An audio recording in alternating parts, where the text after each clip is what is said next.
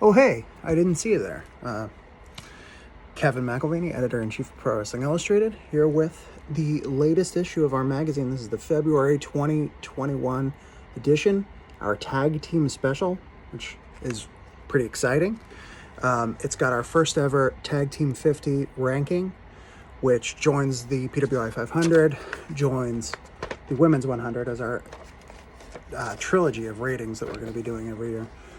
Here's the table of contents. You can see the return of some departments that we have not seen in a while. We have 12 questions is back this issue. We have point counterpoint with Brian Solomon and Righteous Reg. And we also have the Capsule Profile, which is actually not even a PWI piece. It was from The Wrestler and Inside Wrestling.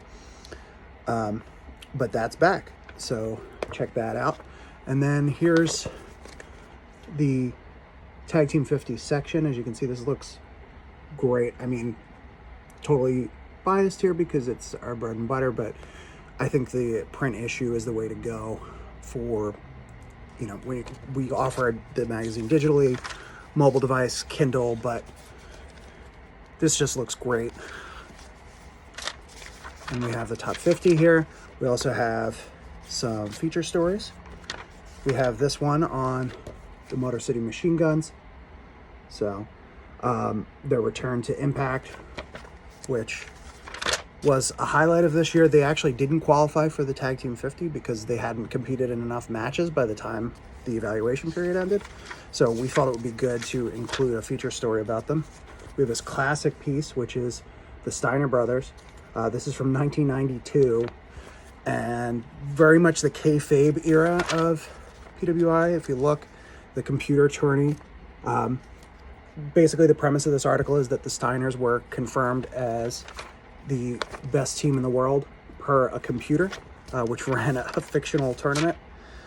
We have this article on the Sea Stars, who you may have seen recently on Impact Wrestling.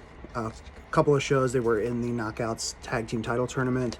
But when we put this article together, something that we weren't even aware of. This is just on the strength of how much they've been doing on the independent circuit. Shimmer Tag Team Champions at a couple of other promotions.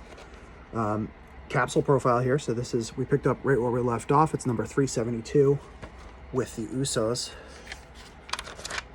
And then we have this feature story from Walter Yates, who does our international report. This is about Rocky Romero, who, of course, a tag team specialist for New Japan in the junior heavyweight division, but that's a small part of the story with him. He's done commentary, training. He's really an international ambassador for the company. So that's a really cool piece. And then there's the international report, which I mentioned, independent roundup. Brian Solomon's The Way It Was. So this has been really popular amongst our longtime readers. It's, you know, a throwback column every single issue. And we have Between Falls and Ratings. And then as we do every issue, we end it with Drawing Blood. Which Mr. J, of Mr. J's Comics fame, does that every issue. So really, I mean, there's a lot of beautiful photos in here, great editorial pieces. This is for sure a collector's issue because while we plan to have the Tag Team 50 every year, this is the first one. There's only going to be one first, and this is on newsstands now. We still have some copies remaining here that we can send out to you if you would rather order at tagteam50.com.